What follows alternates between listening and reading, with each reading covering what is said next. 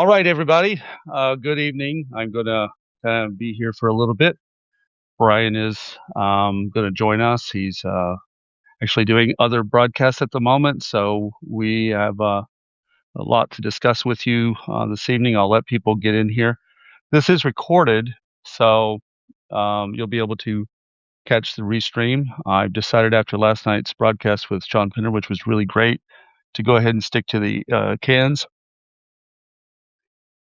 And besides, these are my good Trezub cans. So it's good. After the broadcast last night with Sean Penner, which was a delightful conversation, we had a massive missile attack, and it's it's really a sign of where the weakness in America looks like to Putin and to the essentially to the rest of the world, that Donald Trump went out and said that there would be a an energy truce, and it lasted up until Sunday, as he said, but technically Monday, when as soon as we were done being on the air, the rockets were flying, and immediate strike near my power facility here.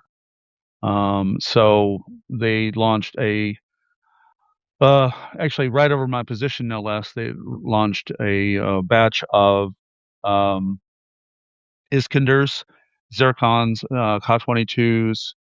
And I didn't see that many drones. I know there were drones in the area from the radar, but in my position, I didn't see those. And the current situation with the energy is that I have lights right now, but they could go off. But we had no lights throughout the day, no electricity. And I want to have people remember that there are elders and there are vulnerable people who are in harm's way because of that. And I often go down to the stabilization point to talk to folks about what's going on and see how they're doing. So we definitely need to remember that. Call your representatives, call your senators. Don't even worry about whether they previously supported or not. Just call and establish that that we have a critical, uh, pretty much genocidal situation where they're trying to weaponize the cold against the people.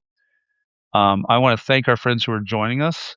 I see some really good friends in here. If you wouldn't mind, also let other people know, both on the other platforms and anyone that you see here, to come join us, because we're going to have a talk tonight with a person I really, really admire, Brian Karem. And of all the books, go figure, I only have a handful of books that I brought from America with me 4 years ago when I came, and this is a must-have, because essentially Brian lays out where we're at with things presciently, because, well, he went through this before. He went through this before with the same administration, um, different goon squad. And if you remember back then, there were at least some voices in the room, like the syphilitic dictator's daughter. I think that it's pretty clear she's not interested in hanging on at this point. But there are no guardrails on him. And he's got all these sycophants around him that are appealing to his worst interests, his worst impulses for their own reasons. The Molotov cocktail human being on the system. The topic we'll talk about tonight is the press. And so I have my Ukraine Media Center shirt on because I'm very thankful to them. And actually, just off to my side is my wonderful collection of press badges. I value these things. I got my first press badge when I was a youngin, and actually I keep it in my pocket even after all these years. We'll do a little bit of a show and tell here while we wait for Brian. He might be in here in about another 15 minutes. That's my first press badge. Expired. It's dated for 2004, and this is the current one. So, military accreditation, I'm going to have to hide the QR code, but essentially I have military accreditation as well. It's my 6th military accreditation here in Ukraine. What else do I have on here? I have, my, this is another one I really appreciate having after all these years. So I can get through the things before I chunk this behind me. My Dalai Lama Central Park Press badge, and we'll hang this. We'll hang this back here on the machine, and that's what that will be there for, to remember that.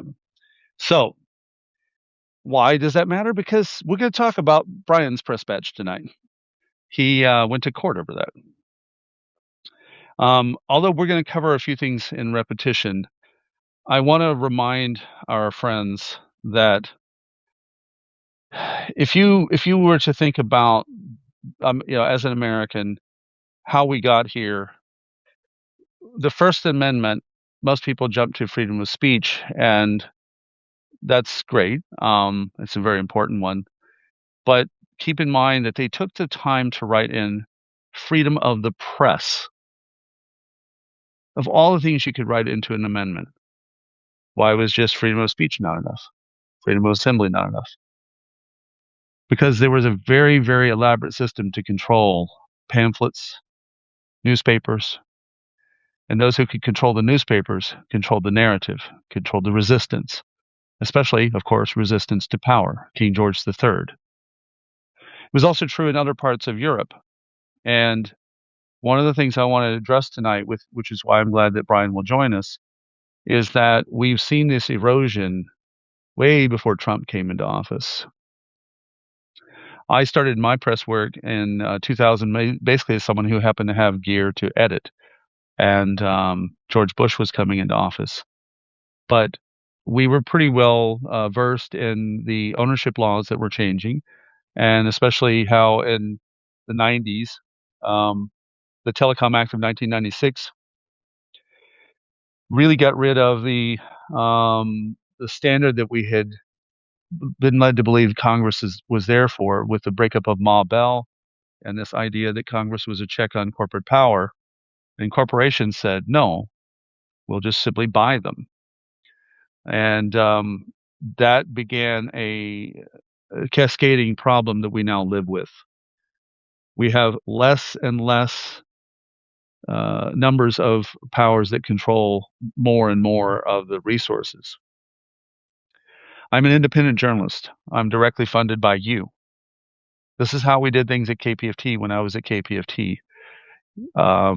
We would get on the air and we would beg for dollars for the station, not for our own shows. It was for all of the station funding, because as volunteers, we had other lives. I was a web designer / music promoter and musician. And then I would spend the other half of my life, the other 40 hours at the station, helping to broadcast both music and culture from around the world. But also I was the producer of Noticiero Spanish language news. And I was an active programmer and producer and editor at KPFT News. And, it was a very interesting time to be in news with George Bush and Dick Cheney in power. And there was a time when we thought that was the worst it could be. And I knew when I went after Dick Cheney, when I left Pacifica, and I started Veracity Radio as a blog, I knew that I had to get very dedicated into my topics of torture, the surveillance program, and the attack on Valerie Plame and Joe Wilson, that I had to specialize in. Then I had to do it on my own. But it brings, one of the things I'll talk about with Brian tonight, it brings up the question of, when we have independent journalists or citizen journalists, what are the guide rails? What's the difference between that and today's modern influencers? We didn't use that term back then. Anyone can go do it meant that there were no guardrails to quality of content and in buyer beware. And I feel very lucky that I was modeled after a lot of people that I felt had high integrity, which is one of the reasons why I really appreciate Brian's work. And we currently have a saturation of influencers, a saturation of news voices, which is very much what the creator of the Active Measures Department, Ivan Agyants, once said, that if America didn't have the freedom of speech, we'd give it to them. In state-controlled media, you essentially have an official narrative. deviations of that narrative were easy to see and were either quashed or co-opted or dismissed. And that's why his words are prescient about where we're at. With that much noise and that much freedom, everyone can be a streamer, everyone can be a podcaster, everyone can be a writer, which means who's to know? And we'll talk about it a little bit tonight, but I know that there are aspects of this that are going to be drawing on an area that is properly called cognitive warfare. Different than propaganda, cognitive warfare is designed to simply destroy the ability to rationalize have a rational view and reason your way through the news that you get. I use a different way of describing it: the human DDoS attack. If I overwhelm you with data, if I overwhelm you with headlines, for instance, the Epstein files that are out, and you're busy sorting around like you're Sherlock Holmes, how much money can I steal out from under you, right? Billions. You can see this in what Steve Bannon referred to as flood the zone. And again, we'll talk about that with Brian tonight. But then there's another side that happens as a consequence of this, essentially news and information deserts. In the 2000s, when I went to various FCC hearings, Michael Copps, I remember being one of the FCC chair, board members at least. Forget who I don't know if he was the chairman at the time. I'm a little rusty on that. It's been a few years since I thought about it. But I went to St. Louis, and I went to Atlanta and other areas to listen to what the people there were complaining about. And we had a story in Minot, North Dakota, where a gas leak happened, and they tried to call the local radio station, and they were met with essentially the reality that it had already been co-opted. It was owned by either Cox or Cumulus Networks, which meant there was no one there to take the call and say, sure, we'll get that information on the air, or work with the emergency services to make sure that they could inform people. This came up as a primary example at the time, but it started creating discussion points around other aspects where the lack of accountability in local media was having a consequence in what was happening with the communities and the community need to be heard. So some of my friends who are listening tonight and joining and watching tonight know me from our work on Twitter, where we use Twitter Spaces and as a way of having a collective conversation, which has been, I think in many ways useful to sharing ideas, awareness, and reacting to the situation in Ukraine and abroad. But as you know, bullshit spaces dominate. By the way, Coca-Cola smaksvobody. Fuck Pepsi. And Mario Nafal and these folks that could come up with bullshittery spaces and consume the oxygen kept useful information out of the main conduit. In fact, I feel like many of those folks were there entirely to, as Steve Bannon uses it, flood the zone. If we also look at what I think is a bit of an autoimmune defect or an autoimmune disorder, where supporters who absolutely mean well, and I'm going to be very clear, I respect the people who are interested in helping out. I have no disrespect for the intention. But when everyone's an expert when they're not, and everyone's a sleuth when they're not, and everyone's a journalist when they're not, I've listened to many conversations that are filled with people who really do not have the information. They have the good intention, and they have some information, but without the ability to really break it down, it becomes a chatter space that doesn't go anywhere. And my concern is that if we continue on that path, we're going to wind up losing out on our democracy. Democracy, it requires informed participation. Democracy requires informed citizenry. It involves being able to accurately understand policies, accurately understand consequences, and those who are participating. So I think that if you look at where we have a lot of room to grow, and I'm primarily aiming at the American audience, but it's not exclusive to the American audience, I can tell you that. If we look at where we have to go, we need to elevate voices that are quality and, using the ability to uphold a better standard, we can get to um, an information era that will be more useful to keeping our, at least our hopes for a democracy alive.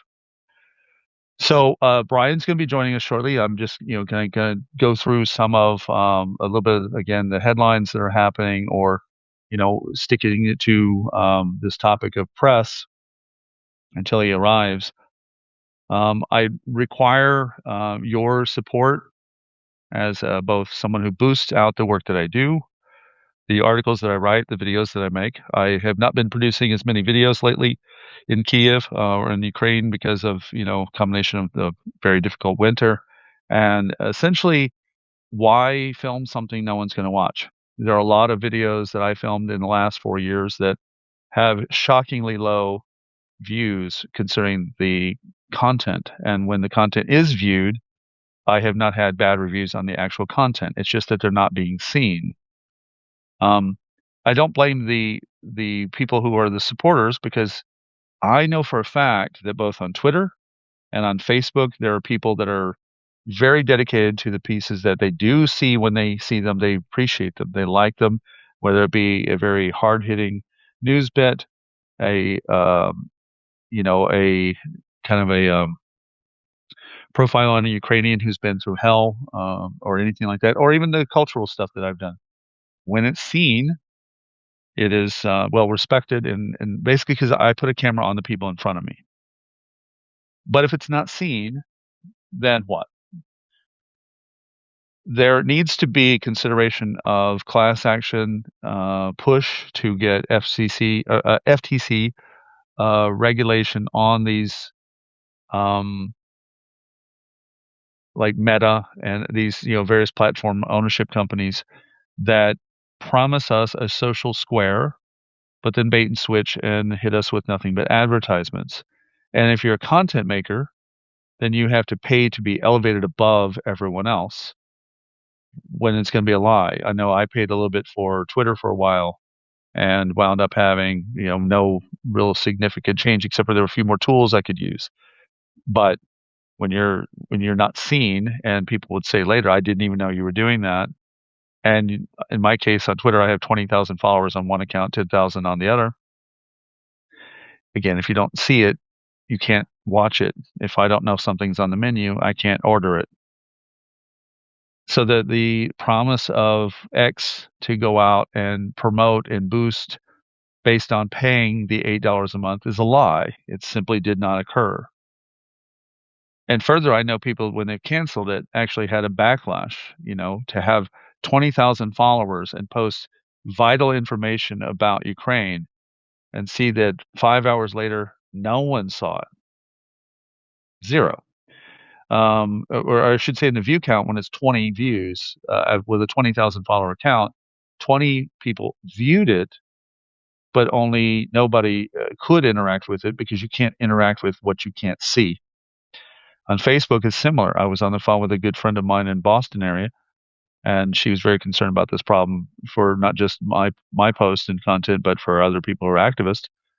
And she said the same thing I had said. When you try to click open up the details so you can see what your friend just said, the whole post disappears. So that's a huge problem. And I know that if you have, also pay the equivalent of pay per view, where you're paying to get to content, and you're not being fed what you pay for, you have, again, an FTC claim to be concerned with. While we wait for Brian, I'm going to double check my radar map, because we had a lot of radar activity, air raid map, and it lit up quite a bit. And let's see. Hold on, I have a question here. Yeah, by the way, if you have questions, you can put them here. Often I and others point out the guardrails we lost through the legislation over the last several decades. My question, knowing that the damage, why does it disappear? See, I did that. Literally, I've got a fold here. I can't see the question my friend just sent. Hold on, let me see if I can get it. My question, knowing that the damage has been done, what will be needed to protect, strengthen the press in the future? Okay, I think first is be hungry for the information. Be demanding of it. We have a couple people here who I've had this conversation with personally, a few people actually I'm seeing who's here. A few people here that I've said, you help support what I do, therefore be demanding. Not of me. You can be demanding of me, that's fine. But be demanding of other people to see what you invested in. When I was at KPFT, we had people who were really obsessed with having people listen to the station that they loved. And they might turn on to the regular, kind of classic jukebox of rock music or pop or jazz that they liked, but they knew at our station that they were financially invested and time volunteer level invested. In other countries, there are actually boards of oversight, like like Oxfam for UK, that have essentially a regulatory body about what's offensive and not offensive, and is it meeting the needs of the people. In America, we don't have those rails. It's something that the people have to do. But be someone who's aware whether or not you're getting information that feeds you. If you were to eat empty starches, empty, what I think of as belly filling food, but that doesn't provide you nutrients, you would eventually know. You would know that, like I do, if I lay in bed and I get that pain in my foot and my leg, I'm like, I haven't had enough potassium lately, so I go out and buy some bananas. Or if I haven't had enough water and I have a headache, I know to go get some water instead of too much coffee or, uh, like this Coca-Cola. Make sure you have water. You would know that. Your body will tell you that. But what happens when it's information? If information is lacking in proper nutrients, will you know? Are you sure? Um, and I think that similar to where you drink but you're not hydrated and you eat but you're not nourished, information shows up that way. At least in my crowd of people, information shows up like this, where the um, the lack of the what's the word I'm looking for? Hey, Brian, I've talked Hey, about how you doing, Chris? Good to see you, good, brother. good. I'm gonna bring you on a platform by telling what I was sharing with our friends, which is, if information it was like food, we know when we didn't get nutrients. When we drink but we don't have hydration, or as George Bush once said, hydrates. um, then Hydrates.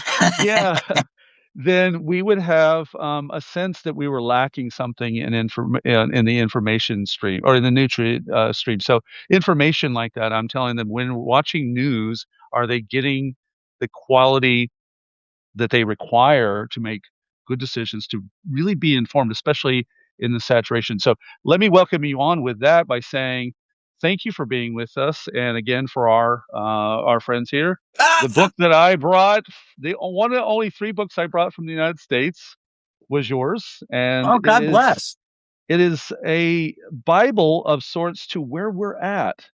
So I'm going to turn it over to you to say, is what happening with Trump new? Did it just pop out of this week? No, what we see out of Donald Trump today is what we've seen out of Donald Trump ever since he became, a public figure. And Right. he continues he has a two-prong approach to killing the press. One is having his friends and his buddies with a lot of money buy out corporate media. Right. And as we saw with Georgia Fort and to a lesser extent Don Lemon in Minneapolis, trying to squelch them, threaten them, intimidate them into silence. So that's Donald Trump is always going to be Donald Trump, unfortunately. Right. But I want to go back to like how your book says how we got here. And I told the viewers as we were warming up that the media consolidation and like the telecom bill of 1996, etc. We've had 40 to 50 years. I'm 56, And I know that this problem is in my lifetime, and it's something that our founders would have actually spoken on because they said 250 years ago, in case people forget what birthday we're about to arrive at, they said Woohoo! they understood this, that literally the control of the newspaper was the control of our voices. So you wrote about this in your book, and before we get into the Trump era, you've been at this a long time. What should our listeners understand about that history and how we got here, at least in short form? Well, in short form, how we got here was beginning with Richard Nixon and then Ronald Reagan. Hmm. Richard Nixon and Roger Ailes wanted to create their own propaganda channel, and they were unable to do so. Ronald Reagan, Roger Ailes, Fox News, bada boom. Hmm. And at the same time, Roger Ailes and others who were aligned with the president helped to take away the guide rails of good journalism by getting rid of the Fairness Doctrine, by making sure that used to have limited ownership. Now you can buy up as much of the media as you want. So when I got into this business, 80% of what you see, read, or hear were owned by about 24 companies, more or less. Right. Today, 4 companies own 95% of what you see, read, or hear. There are vast news deserts across the United States. Local media is suffering. Strategic lawsuits against public participation is a real thing. Donald Trump did that in Right. intimidating CBS. You have you don't have the Fairness Doctrine anymore. You don't have protection for people who have confidential sources, and you don't Mm. have enough FOIA money in FOIA for us to actually go about and get the freedom of information that we need in a timely Right. fashion. Then at state and local levels, the big thing there is the pulling away of funds to buy. They used to have to purchase public notice ads. Most Right. state and local governments have gotten rid of those, and those are they help subsidize small community newspapers. So it's become almost impossible Right. for small businesses to exist in the media world today, and it has destroyed journalism. On the day that I was born, since the day I was born, there are estimated twice the number of people on the planet, and in that same amount of time, there's only half the number of reporters. There's your problem. And I used the example before you came on about Minot, North Dakota, with the gas leak when I was in Pacifica Radio and I went to the FCC hearings Yeah, in about 2005. Michael Copps and others, when we were there, we talked about how there were these crises in local communities, and they'd get the call and be like a cumulus network, robo answer. yeah. Well, that's because they got rid of DJs. They got rid of the news department. Here's a good there are two good examples. Every place I've ever worked has either been absorbed or closed since I Mm. joined the world of journalism 43 years ago. The Courier-Journal and Louisville Times used to be a large regional newspaper, and it had bureaus not only in the state house in Frankfort, Kentucky, but in other cities in Kentucky, as well as bureaus in DC, a half a dozen, and bureaus in London and bureaus across the world. Gannett bought them, closed down all the bureaus, Hmm. got rid of most of the reporters, got rid of all the copy editors, and destroyed the newspaper. It used to have a circulation of 300,000. Today, it's a shopper. It's a piece of crap. In Laredo, Texas, when I worked there, at the Mm. time I worked there were 100,000 people in the early 1980s who worked there. Who lived there. 100,000 people. There were three daily newspapers, two in English, one in Spanish. There were four television stations and four radio stations. All of them did news. Today, one television station, one radio station, no, one television station, one newspaper, no radio stations doing news.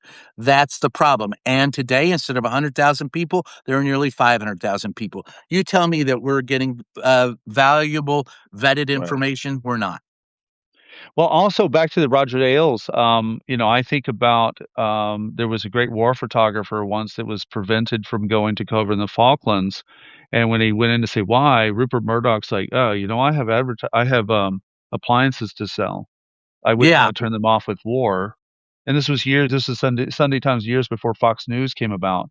So that aspect of putting commercial interest above and drawing in viewers above changed how news was being rendered tremendously.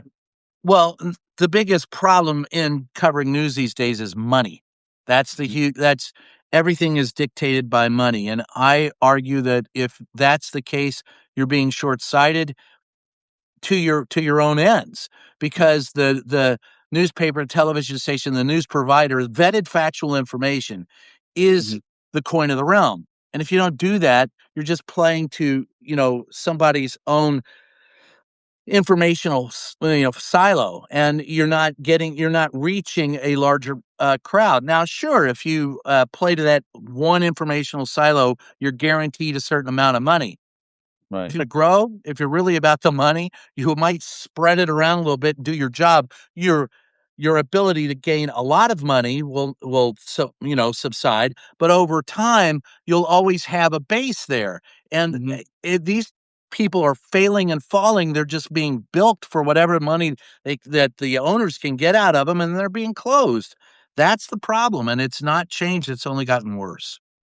And if we look at, like, how I got to see you, like a lot of our friends, who probably remember seeing you on television doing your job, I was always alarmed when CNN ran out and threw oxygen on Fox News at the White House. I understood why at a certain level, but at the same time, they had turned news into Tweedledum, Tweedledee on each side to talk about, like, we're going to talk about Benghazi. Joining us now is Mark Lamont Hill and Ben Ferguson. And I'm like, what? What the hell do they know about terror? Why is Scott Jennings on Yeah, CNN? exactly.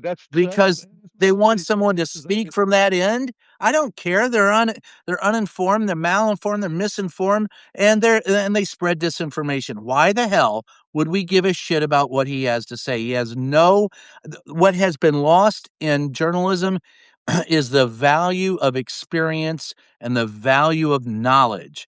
Right, And we've lost that and ceded it to it. The place it's what's taken its place is those who can scream the loudest. right.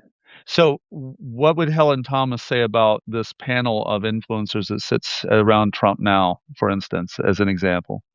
I think Helen would say they're trying too much to be a friend of the administration, and if you want a friend in Washington, get a dog. And I remember, yeah. when she told me that one of the first days I was in the White House, I said, "Isn't that a Harry Truman quote?" And she looked at me and she goes, "Who do you think told it to Harry?" So we're missing some of those voices, and we have a new generation that would never have known those voices. I mean, a person born in the '90s that never knew the Cold War. I live in Ukraine, doing news here. We have people in there who weren't alive during the Cold War, trying to chime in on what should happen against Russia now, and basically a new era that is inevitable. By the way, it is inevitable, but Well, they it's an may not have known uneducated these era, voices. that's Yeah, what I say. Where right. they're being complete there's no education involved in this. I mean, I'm seeing headlines going, "If World War III breaks out, who's the first one to be, drafted?" Hmm. Are you kidding me? If World War III breaks out, no one gets drafted. Some guy pushes a button, and the next thing you know, the survivors are living in caves and their fucking hair's falling out because of radiation sickness. It's ridiculous how stupid our entire culture has become. It makes me wonder if the human race will survive. I'm very concerned about where it goes on that level. And one of the reasons actually unfolded this week with the arrest of Don Lemon. And I know you have a lot of experience in how this administration, in its past form, weaponizes its reach. And I'm not a fan of your buddy Seb Gorka as an example. Um, Oh, I've come always on! Isn't Seb a great guy? I always said I would debate him on terrorism so long as it has to be done in Arabic, which would exclude him. But they went at war with you in the last administration, so no one should be Yeah. surprised at what they just did with Don Lemon. Well, I look at Georgia, for the local reporter as more of an example of where Donald Thank you. Trump is going. Um, Don Lemon is a national name. He shows up at a Grammy party to cheers, and he's got an attorney. He doesn't really have to worry. Right. It's the local reporter who does not have his wherewithal, does not have his deep pockets that you have to worry about, and that's who Donald Trump. Well, he wants to go after Don Lemon, but all he's done is give Don Lemon a bigger audience and a chance to write a book. Right. Yeah, but Georgia is a woman who's, trying to take care of 2 teenage girls. She's entirely on her own, and she doesn't have libel insurance. She can't afford a high price attorney. She's not the one that, and so his goal, he doesn't care if they spend a day in jail. He cares Right. about bankrupting them, keeping them out of the limelight, making sure that they can't oppose him. That's the Right. goal of Donald Trump, and she's the one who's gonna suffer if anyone does in this horrible piece of I can't even, I don't wanna say it, horrible piece of shit that's going on in You're free to Minneapolis. say that here. Yeah. By the way, I Republican love your Party. guitars in the background. Oh I gotta yes. tell. And so this is the part that I definitely had to have today. All of my 4 years worth of press badges of the work here every time I go to certain bits because your press badge meant Oh, a I lot. got a bunch of those hanging on a wall over here Exactly. myself. So tell this who might not know, they might know who you are, but you had to go through a lot. You went through court cases and how many times in jail did you have to, I know you were 4. watching, yeah, I was talking, watching you talk to Michael Cohen. That's a Yeah. lot to have to stand up for the press. So share with our audience a little bit about what that fight was like. The time I went to jail or the time I had to fight We can do Donald both. Trump to keep my press pass, Let's do the jail part first. We don't have or to the go time I through the went to slippers, Ukraine but or the yeah, um, we don't have to go the slippers route, which you and Michael Cohen so perfectly went through. Go watch that podcast. But the fact that you went to jail. Let's start with that. well, I had a confidential source in a murder case. It was an officer-involved shooting in San Antonio, Texas. They wanted to know who my, I was able to interview, the shooter, and they didn't like that, and, they were talking about extracting street justice because the cops were talking about extracting street justice against 2 Hispanic brothers that were caught on the wrong side of, uh, um of the business loop in, San Antonio, the white side of town after midnight on a night, and, they got in a fight with a cop, and they ended up shooting and killing him. Turned out that, the cop was under the influence of cocaine and Mm. heroin. He had been speedballing at the time, had started the He'd conflagration be a great himself. ice officer now, then, right? Yes, and, so yeah, no doubt. And so I interviewed them and they wanted to know how I got to interview them. I refused to give them I had 3 people that put me in touch with them. Refused 2 of them came forward. One of them was jailer, the other one was a deputy sheriff, and I refused to name the 3rd person. That went all the way up to the US Supreme Court. And and then after that person moved out of town, they came forward. It was a year-long uh, pain in my ass. Sure. 3 times in jail, from a few hours to overnight. The 4th time in for, I think it was 3 weeks. And so, as a journalist, there are ways in which people relate information to you and I. Like I live in war. I have people who sit down over coffee and they'll tell me things that happen at the front or in their service, or maybe it's civilians, and they require me to understand their situation without running off and printing an article about it. And on background, for instance, learning things to help me put the picture together, I get a lot of information that later, essentially, you'd have to waterboard me to get it out of me, and I still would not tell anyone. Why is that so important for our viewers to understand how confidential sources help us tell them a bigger picture? Context, and sometimes information is exchanged. Sometimes, there's a difference between off the record and on background. Off Hmm. the record, you can't use it at all. On background, you can use it in an article. At least this is the way I've always worked. Sure. On background, you can use it, but without names. Off the record, you can't use it at all, but it helps you understand the story and points you in the right direction to get the names and to get the information you can use on the record. It takes experience. It takes a great deal of understanding people, getting to know your sources, getting to trust them, developing trust so that people will come to you.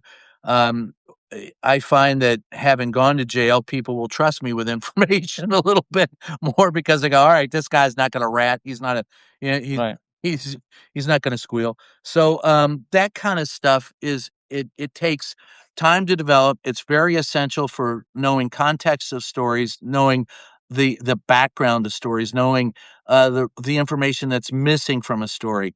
Hmm. A reporter can often go out of can go outside, leaving the newsroom to find a story, and the information changes from the time you leave the office to the time you get there. For Right. example, the officer involved shooting. I left the office thinking that an officer had been innocently gunned down. Turned out that that wasn't the case at all. You have to be adaptable to the information that is available to you. You have to constantly, I say it's applying the scientific method to the art of mass communication.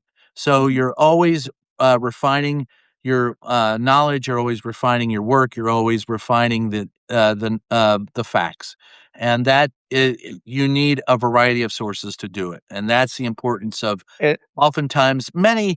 And look, I understand and I agree. Most confidential sources have an axe to grind. You know that going in, but you listen. right.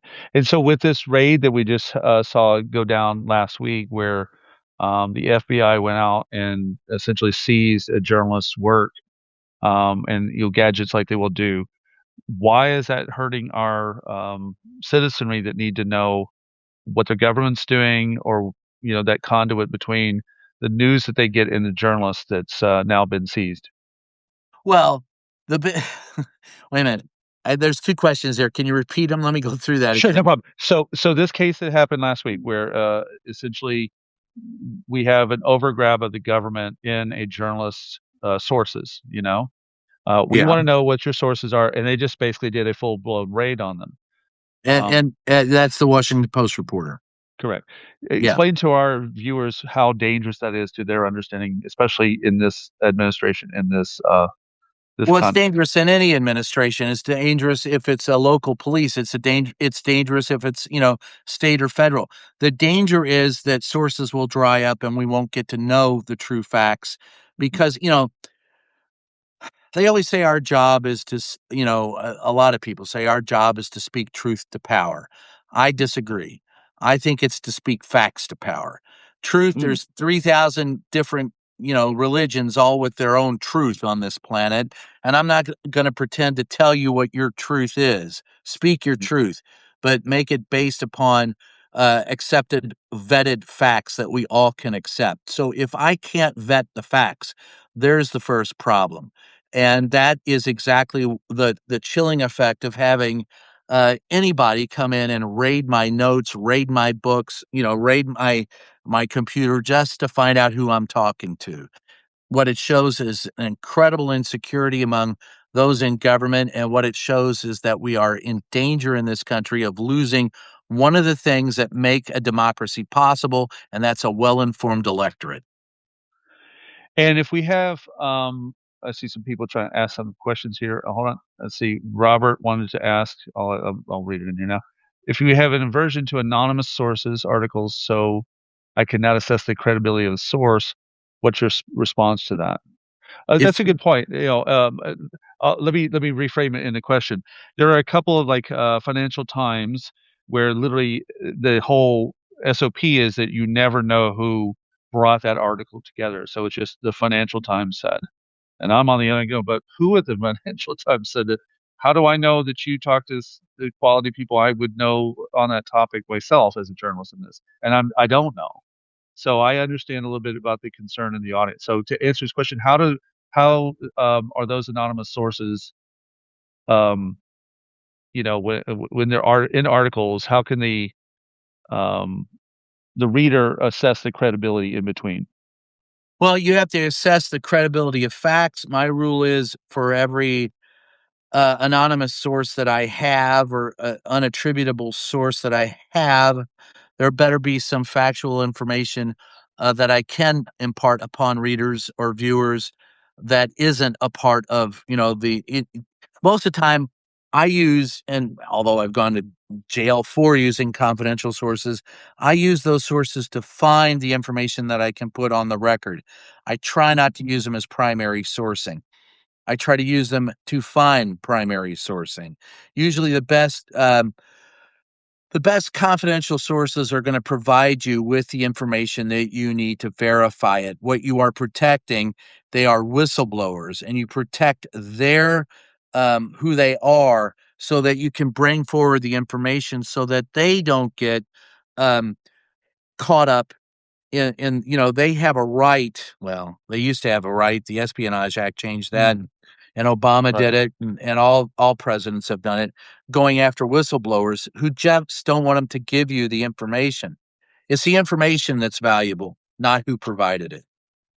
Well, if we were to look at the Woodward and if we look at the Pentagon Papers era, like I remember years ago when I met Daniel Ellsberg and Bernstein and Woodward were in many ways the first real example of that being Well, I would catastrophic say for the an Pentagon administration. Papers before that, Yeah.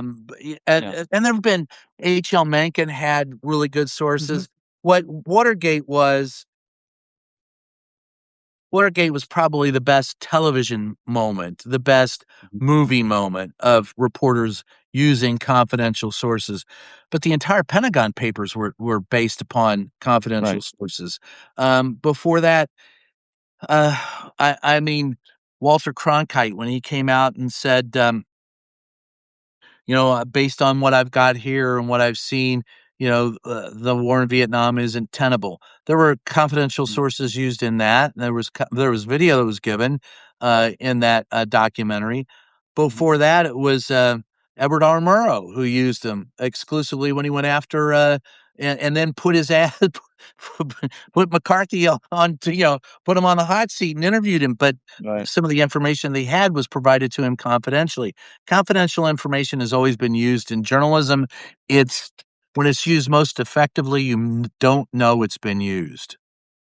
And because we have this completely out of control administration, what do you think we're going to have to see in, let's say that include CNN as legacy media, both print media and, whether it's, New York Times, Washington Post, Wall Street Journal, and then television media. What do we need to demand of them, and maybe how do we demand of them that they start pushing for that kind of bite out of journalists? Well, you've got to you need to bust up the media monopolies. Mhm. I go back to Bagdikian, Ben Bagdikian, who was the one of the editors at the Washington Post, and who was instrumental in making sure that we had the Pentagon Papers released. He was involved in that and in Watergate. Um, and I'll just go back to something he said. Quote, never forget that your obligation is to the people.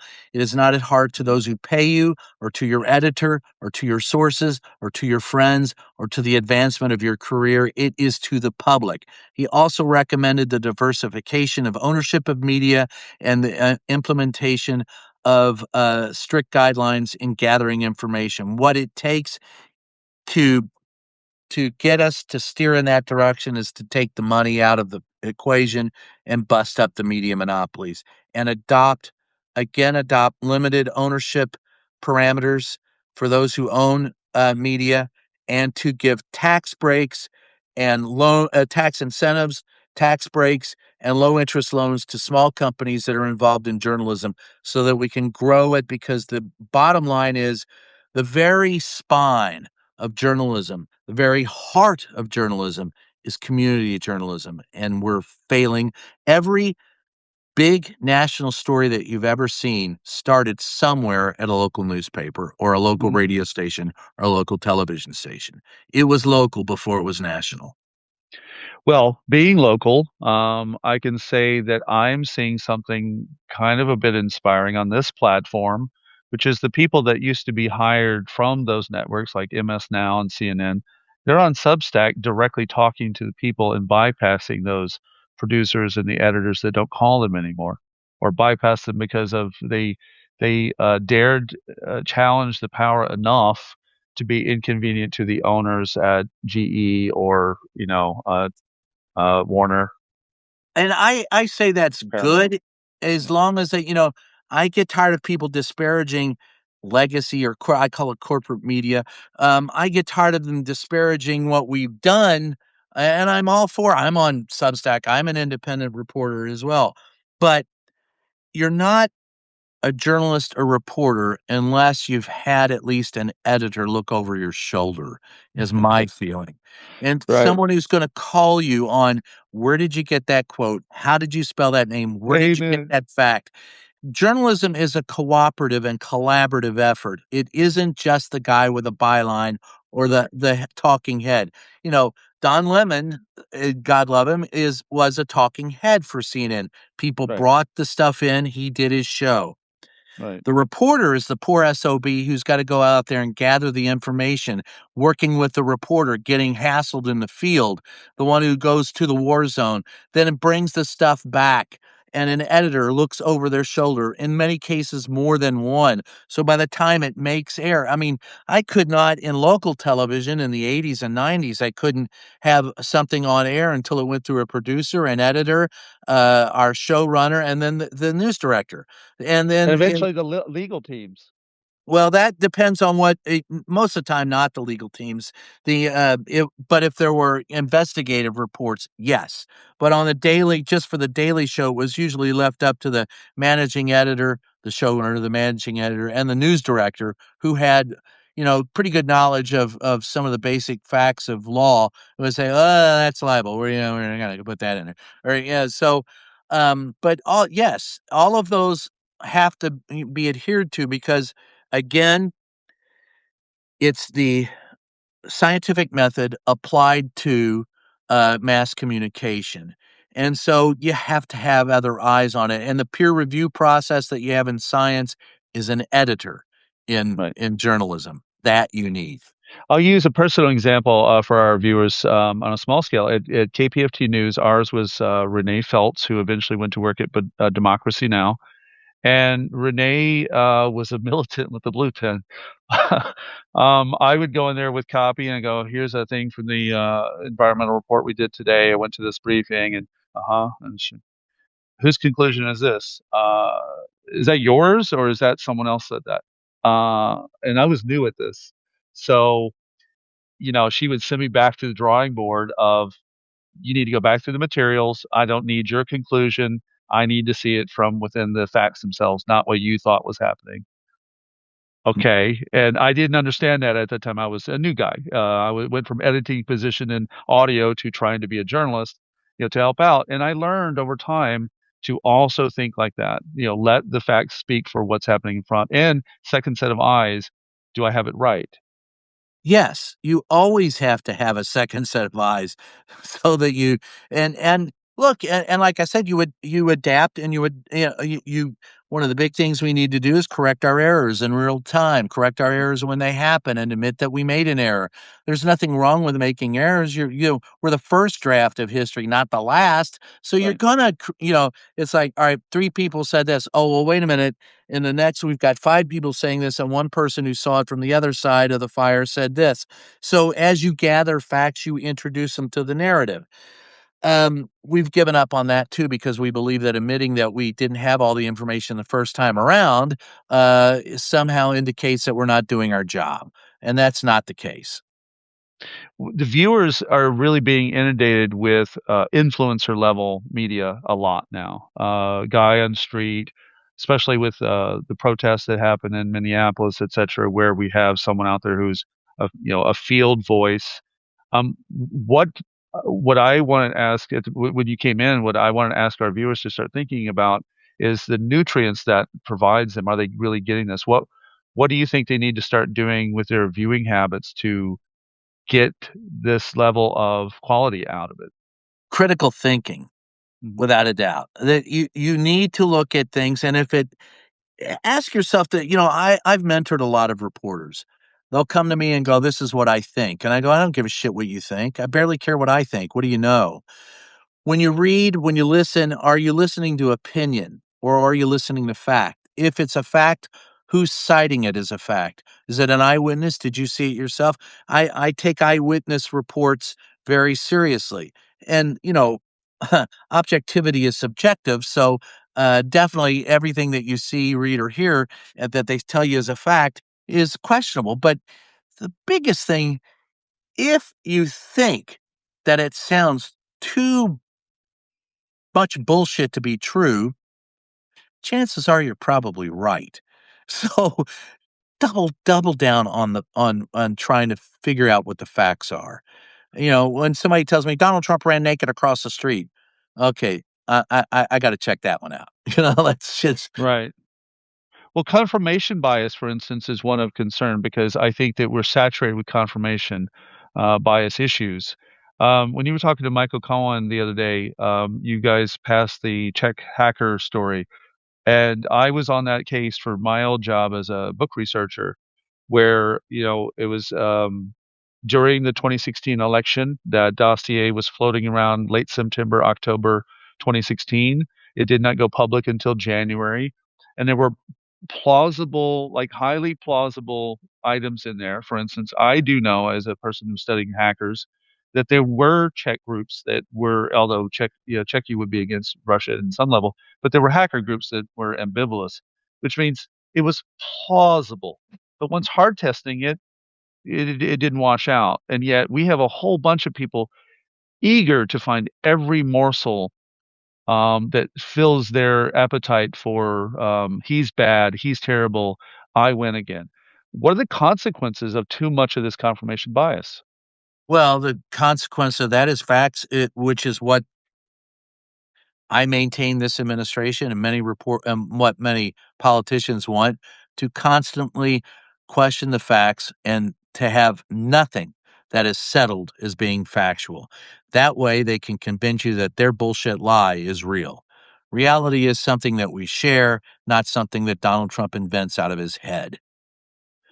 And I know you're not an expert in necessarily FTC law when it comes to media where we're at, but do you think there's any need for consumers to begin to push back through either class action or pushing through their legislators to say, we really want to make sure Meta and these other companies that are controlling our access to information are accountable to us? Yes. In fact, that's where the Fairness Doctrine comes in. We should reinstitute the Fairness Doctrine and we should make Meta and other online news providers, for lack of a better term, make them accountable and have to be held account under the Fairness Doctrine and other libel and they're just not. I'm tired of the argument. We just aggregate what other people say and put it out there, so we're not responsible. Bullshit. You are responsible. Those are writers. You're the publisher. You're responsible. Do you think letters to the editor still operate as a useful tool for the readers or Yes. viewers? I think anytime that you interact with people who are writing the news is best. And I think letting your congressman and your state reps and your local reps know is as important as that. What do you think is going to happen with especially with CBS is a great example where a 60 Minutes was my staple. 60 Minutes and Frontline growing up, I Mine never too. missed any. Where do you think we're going with Paramount and these other companies owning these and like Bari Weiss, obviously manipulating? Where are we going with that? Propaganda. Hmm. That's it. It's not news, it's propaganda. Don't believe what you've seen, believe what I tell you. Do people just need to tune out that network Yep. or The confront best it? way to affect a network is to not watch it. I guarantee you, if they don't get the ratings, they'll change because, folks, it's all about the Buckies. That's Where do you think people are going to get good news these days? What are well, some people, areas to there's get no better good news? news to be gotten these days. Most Mm, news is bullshit these days. The norms. Look, we've talked a little bit about Watergate, and we talked a mhm, little bit about the Pentagon Papers. There's never been a golden age of journalism, but those two mhm. actions showed what could happen with journalism, with good independent owning of journalism, not subservient. These companies do other business with the government, so they're going to kowtow to the government because they don't want to lose billions in profits that the government provides them. The independent publisher, the family publisher, the Katie Grahams of the world don't Mm. exist anymore. The Binghams who own I talked about the Courier Journal don't exist anymore. But because of that, the bottom line has to be that if you want good reporting, you have to support it. And what happened after the Pentagon Papers and what happened after Watergate was it in some ways was the pinnacle of good journalism, but Mhm. in it were the seeds of our demise because we began to not support that type of. The government looked at it and said, "Holy shit, they're going to Mhm. screw us royal. What do we do?" So when people say today's journalism sucks, you're absolutely right. But the Right. U.S. government caused it over 50 years of killing the First Amendment and removing the protections that allowed us to be independent. Today, we are nothing more than propagandists for whoever is in power. And folks, that's a recipe for disaster. You actually you said a couple things in the that made me think about the days of Hearst, a century ago, where propaganda was heavy. I know that I have a unique background of studying the Tour de France, and when I was doing a back paper on it about 15 years ago, I ran into the Dreyfus affair story that it basically launched the Tour de France. Two newspapers going at it back and forth, basically much like Rupert Murdoch level. And so if it was that messy back then, and we have this ideal that there was this perfect journalism in between, then essentially I think we could look in the future and go, I know we thought it was terrible and it was terrible, but did you see these other good things percolated anyway? You see what I'm Well, saying? yeah, well, look, We've H.L. been here Mencken. before. We're here again. Yeah, H.L. Mencken wrote about this problem 100 years ago, Right. saying that all the Hearst newspapers were all the same, all the, they were, dime store. Well, he called it chain store marketing of reporting. Yes, that was a Right. problem, a huge problem, and continued to be a problem. But the thing was, is those chain stores are just small compared to the mega corporations that own media today.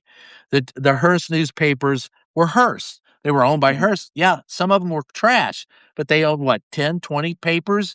Today, Gannett owns how many? Sinclair owns how many local news or outlets? Hundreds. Vulture capitalists have destroyed. They own Right. two or 300 newspapers and have created just shells of organizations. Gannett doesn't invest in property. They take money from the property. They're all about their vultures. They simply bleed them dry, kick them to the curb, and move on to the next. That's no way to do business, and that's the difference between then and now. I'll ask a self-serving question for a moment. I have some viewers that are Okay. now that are here with us that have donated over the last 4 years to make sure I can do news in Ukraine on no budget with the help that they give. And I've told them privately, I said, if you're not pissed off that what we're trying to do isn't out there, what are you investing in? It's yours. It's not my video. It's our work. It's not my video. It's the people I'm covering that need to be seen. Aren't you personally a little pissed off? And I think I kind of reached a part of their investment in what this outcome is. So using that as a model, I wonder what we could do about sort of community level rebuild where people who want to Low see that. interest loans to small businesses, tax incentives and tax breaks for small businesses. We have to support SLAPP legislation so strategic lawsuits against public participations don't occur, like what Mhm. happened. I think it was in Nebraska, and the poor old lady died after she was invaded by the Right. cops in a small community newspaper. And then we also have to make sure that governments have to publish their public notice ads not on their websites, Mm, but on right. ours, because they can change. We are witnesses to what they've done, and we can timestamp it. You can hack and change anything, and then you do need newspapers. I know people say newspapers are dying, and they're right because governments have killed them. And the reason why is because I can walk into a court of law today with a newspaper published in 1865 and say, boom, this is as it was. It's finite. It can't be hacked. It can't be changed. It can't be challenged. There it is. I can change anything on the internet and hack into it and change it within 5 or 10 minutes. That's the problem. Finite is better in a court of law, and that's one thing that the government doesn't want. They want to invent their own reality, and they can do it on the internet. They can't do it when it's printed. So tax incentives for that as Right. well. Those are the things that can be done. That's like the opposite. Like I think it was Plato who once argued he didn't like the written word too much because later, if he had a different thought about it, what was sort of fixed in stone, and he thought, well, the dialectic should be more alive than that. And I actually drew that as a line in the propaganda model from him to Gutenberg onward, where more and more people were able to have access to how the information was shared. Because, as you know, in Gutenberg's time, it was all held in the kings in the church. Right. That's And when he made the Bible, Gutenberg Bible, right? right. People got to see the Bible for the first time.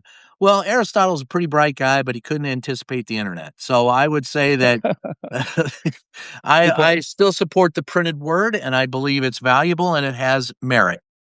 So do you think that I know about the small loans aspect, but do you think about what about citizen workshops and quality of journalism that could happen? I used to teach them to young people how to edit.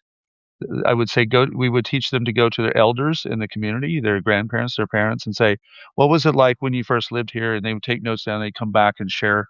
And it was like young journalism. What do you think we could do about that in the communities Oh, yeah, teaching besides, journalism? Yeah, it'd be nice. yeah.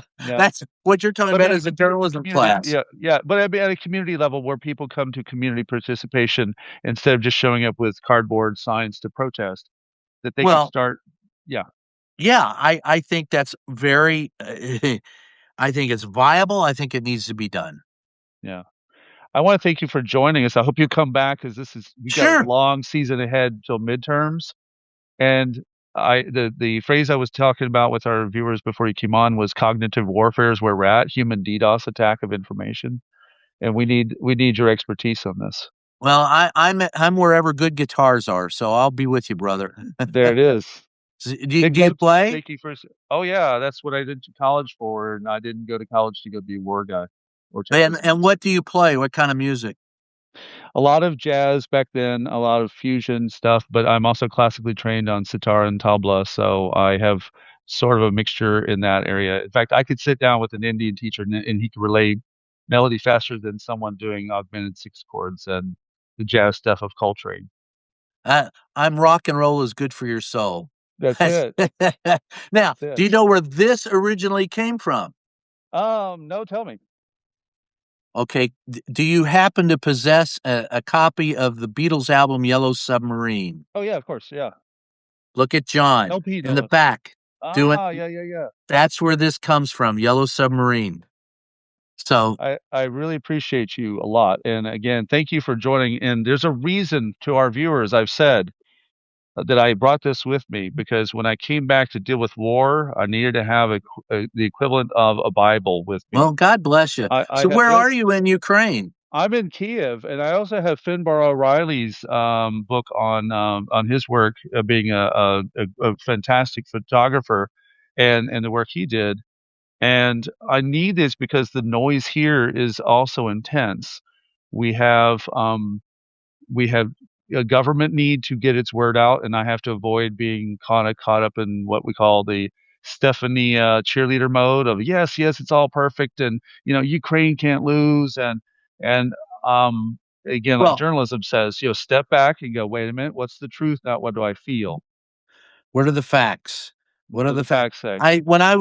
I'll tell you this, when I was in Ukraine at the beginning of the war, not 2014 war, but the beginning of, because that's when the war actually began. But Right, right, true. 12 years now. yeah, no matter what Donald Trump says, it's not my war. Well, no, it's not, but never mind. But when I was in Lviv and Kyiv during the beginning of the current struggle, I remember sitting outside in a market and then Hmm. grabbing a bite to eat in an open air restaurant. And it struck me then that I believe Vladimir Putin, I don't think he can do it now, but at the time I thought, well, he could level this country, but he could never conquer this country Correct, correct. because the people that I see there gave me hope for democracy. Watching the people, I remember when he was dropping bombs and the sirens would go off. I'm going outside to get a coffee, to get an espresso. People aren't running inside. They're going, fuck it. I'm getting my espresso. And Right, so right. we're lined up to get espresso. Yeah. The sirens are going off and they're going, That's screw Vladimir. And I love the signs that said, this is our country. We live above it. You can live under it. And right. so I love the entire attitude of the Ukraine people because it's one giant middle finger to Russia. It's it. It's it. It's very Putin huilo. Putin's a dickhead. Yeah, Is that's I our love it. phrase. I wish we had more of that in the United States. Well, this is one of the things I said this last weekend. I marked my 4 years of arrival here, and I've said to my viewers and friends, Yanukovych was thrown out after killing over 100 people. And we're marking the 12-year anniversary of the Heavenly Hundred being killed. If you do the metrics of 40 million to 100, how many Americans will die before Yanukovych moment happens for this administration? Is my question rhetorically to our viewers, and that people don't understand what this country does understand. If you remember, Zelensky in May last year had the passage of the Nabu Sapu drawback, and I was in Mykolaiv, and a protest broke out. It was over by the time I got back, and the vote was reversed within a week. That says something, Yeah. you know. The people they have the leaders here. No, yeah, we're not fucking with the people anymore. They will take us out. Yeah, God bless. I just wish the United States would grow up a little bit, but that's me. Listen, man, it's been a pleasure. I've got to skedaddle and get on Get onto something that. else before the end of the day. I appreciate you tons. We'll see you back here soon. Anytime you want, Chris. Pleasure. See you, Jeff. Cheers. Okay. Bye. So, to our viewers, I'm going to stay with you for a minute and go over some of the details we have here. And thank you for being in, and including to say why I do independent journalism. Why do I do this? I just passed up on a paid offer at a very respectable newspaper that I still submit articles to, Kyiv Post, and they just published my article about the electrical system. I go to a lot of briefings, and I get to ask a lot of questions for the last several years. And the reason why I passed it up was, although having regular financial pay is good, I know what I know by being able to go to those events, being able to talk to them after. In fact, I wore the colors today, the Ukraine Media Center. I don't work for them; I work around them, and I know things because of groups like this that make sure that I have the experts in front of me. That might be people who are the electrical, the energy experts, either in the government or in the NGO class or advisory realm. That includes being in front of people who've been through hell, people who have been through occupation and captivity, lawyers and experts in human rights, and a range of voices to help me understand, like Brian said, the context of what's happening. I also can say I use classic journalism skills to break apart. If you'll actually stay with me, I'll give you an example. I rarely get to break this out, but if I can find my journal here, I have one that's important. Bear with me. I think I'll be able to find. Oh, I'm not seeing it here. I think I picked it away. Sorry. I have what I call the emotional orbit. It's not right there in front of me. I have the emotional orbit of people who go through intense experiences, and I work with people who are POW story related.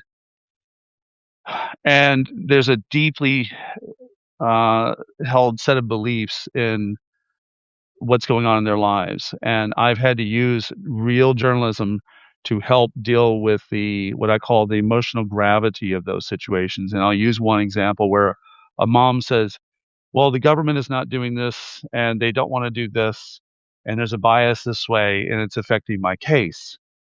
And my first job is to take notes, listen, understand, and then go test it, essentially, like Brian said about the scientific method. So I broke about all the releases that had happened so far. Was there a bias against, for, that affected her son being returned? And I came back about a week later when we went to meet in the park again to talk about where we'd go, and it wasn't there. I said the data, I understand your feeling about that, and I'm with you on that. But the data, as you can see, and she literally pulled out my journal, and she could see I had literally written out every single release that had occurred, significant information about those, including the our friend last night that we talked with, Sean Penner. She could see September 22nd. 10 Americans, or 10 Western fighters, of which were Western and or British and American fighters. She could see these over and she looked through them, and I had done the science and the math in front. It was verifiable. She knew these things to be true. It didn't change her emotional situation because her son was still in captivity, but it created the trust by which she knew I was going to do the work instead of just impulsively, yes, mama, what you said is true and right.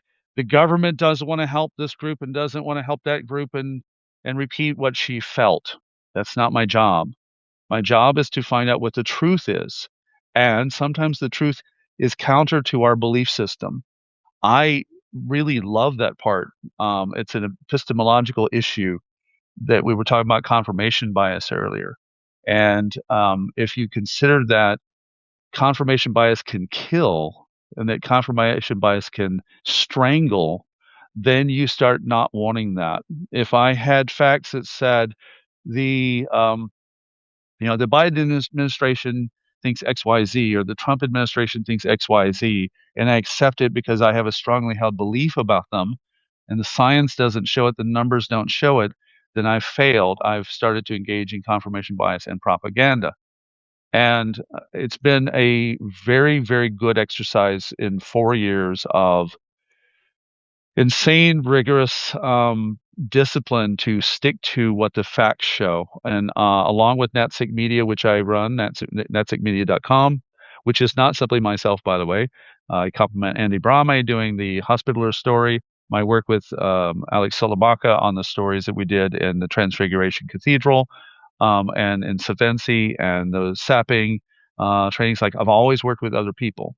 And much like what Brian said, working with other people helps because I'll give you an example in Odessa when Alex and I were covering the Transfiguration Cathedral. I said, well, this is Moscow patriarchy. I'd like to ask him, what do you think about that? No, no, no, no. I would trust me. I'll talk to him, and I think you'll be okay without asking that direct question.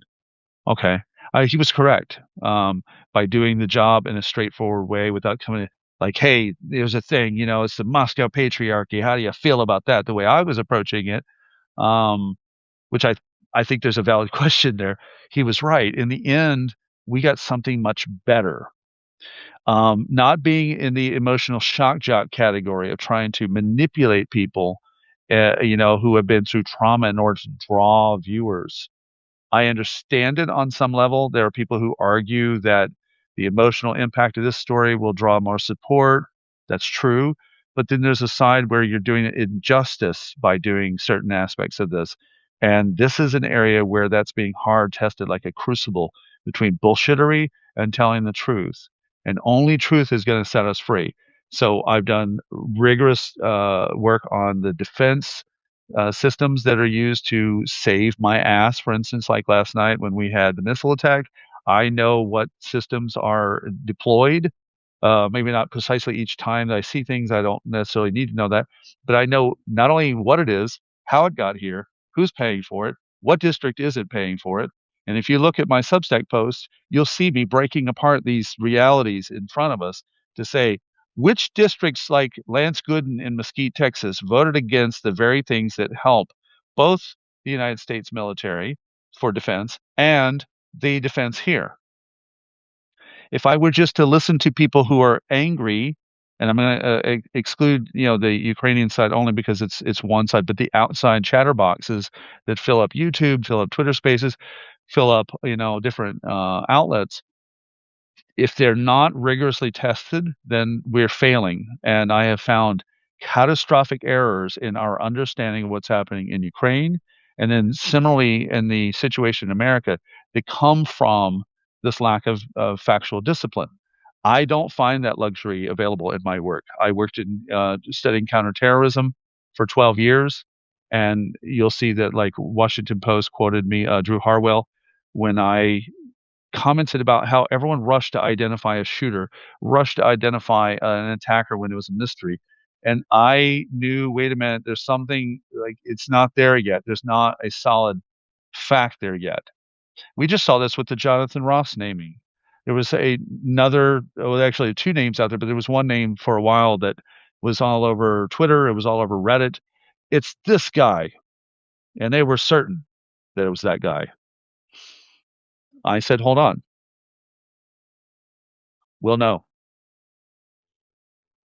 We do know it was Jonathan Ross.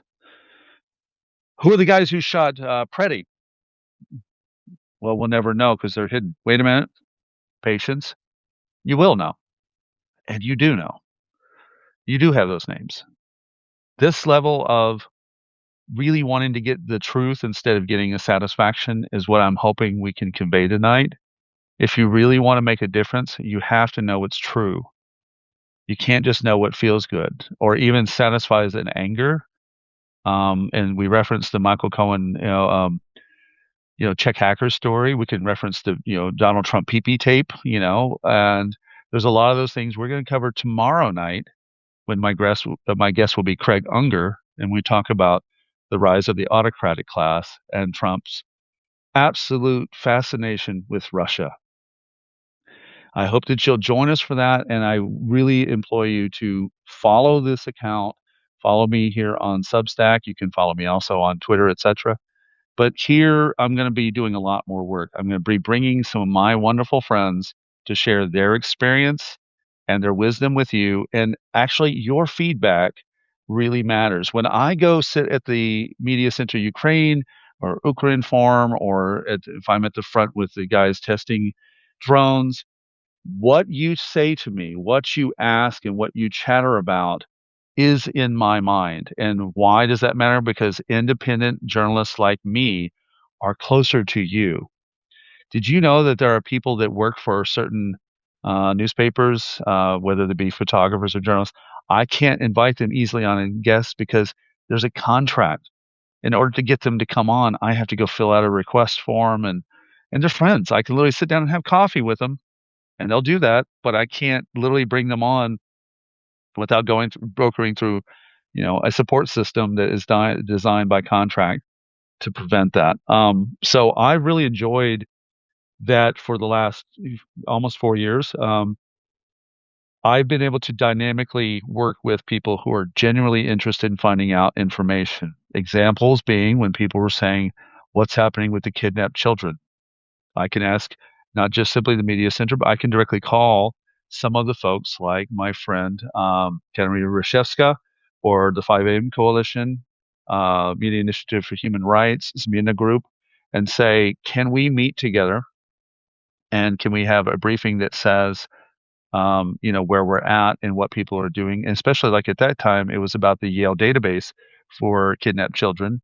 And then 4 days later, within less than 4 days, we had Katerina Reshevska at the Media Center giving a briefing about what was happening. Your support to get there is valuable. My Patreon is basically on dimes, because I don't have the time to go out, push and beg, and I don't have the team to go out and push and beg. I have to do it by saying, if you believe in what's happening, consider a paid subscription.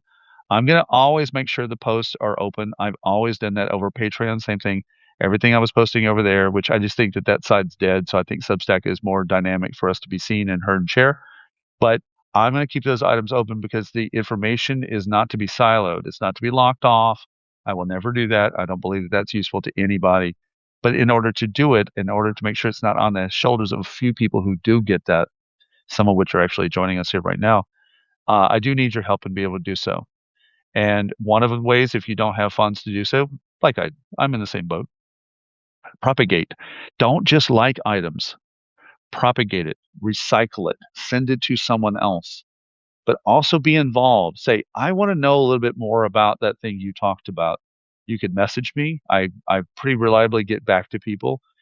But more importantly, I use that information in my calculation of what is seen, what is knowable, and what needs to be known on the other side. And that relationship is what we need the most right now. We need accountable press, accountable journalism. I am not a reporter. Sometimes you could say what I do is reporting a little bit, but the difference to me between a reporter and a journalist is a reporter can go out and say, look, it's a building, it's on fire. And that's, it's a matter of facts that are just merely related, no depth to it, no understanding to it, no stories behind it necessarily, but you've seen the weather report for the moment. Whereas in my case, I really like to take the time to build. I have massive journalists here. I just don't want to turn the camera around easily, but I build a lot of my data over a long period of time. And for instance, the report about which districts had the ability to fund weapons through Congress, that started as an argument other people were having that I was not focused on. I was focused on human issues right in front of me. And I kept hearing these disagreements about how the money was. And I did not know how the PDA worked, the Presidential Drawdown Authority, USAI. I assumed other people who were in that sphere were taking care of it, and I found a lot of them were not. They were busy bickering about administration rivalries. Well, thank you to everyone who was doing that, because I got pretty goddamn good at looking at the data down to the district level and exactly every vote, the weapons makers that were in every part of the United States, how those items were recycled through the U.S. military, how they wound up in Ukraine, and more importantly, how they protect my neighbors. When missiles were fired last night, when Iskanders were flying over, when the Zircons were flying over, or even when the guys are on the ground units shooting the Shahids out of the air, I have a far better understanding now than I did a year and a half ago, or even a year ago. It's easy to sit back and say, thank God it happened. It's another when I go, I know how that got there. It got there because we got on the air every fucking day and said, hey, instead of just saying close the skies, hey, Lance Gooden, how come that factory's not operating and putting any artillery shells to work? And why are you not employing the people while you're saying you're America first? This is the dynamic nature of journalism. And your support in doing so is invaluable. And I'm going to have to do it for myself the way I used to do it at KPFT. Your listener subscriber money is very valuable. Pay the rent. Don't let someone else pay the rent. Make sure that you're doing your part. And if you can't do it because you have some situation, especially, I'm going to be really clear. In America, it is really difficult. I know people who were in well-off positions a year ago. They're not in that position anymore. They can't always do it. They have other obligations. They need to take care of themselves. So having more people do it at a smaller rate is a lot easier than some people digging deeper, knowing that I'm doing the same thing. Every dollar that comes in from my regular work goes right back into my journalism, and it will be. I live here. For 4 years, I've lived here in this country, living as a Ukrainian, learning the ways of Ukrainians. I filmed in Bucha. I filmed in Izum. I filmed in Kherson after liberation. I have sat down with people whose lives have been torn apart by missile attacks, who have come out of occupation, who have been displaced. I have family in occupation, if you will. My adoptive family has a wide range of torn stories, and they teach me. And then what I do is I bring that information back to you. So thank you for joining us. I want you to hope that you will join us tomorrow night when we have Craig Unger, and we will talk about the rise of the oligarch class, the rise of the autocratic class, and why is Donald Trump so in love with Vladimir Putin? Or as I say here, він дуже божевільний, і він любить Путіна, і не сказав правду. You know, he loves Putin. He doesn't speak the truth. He never speaks the truth. Thank you for joining us tonight. As we say here all the time, if you know my show, Slava Ukraini, Heroям Slava, і пиздець Російській Федерації.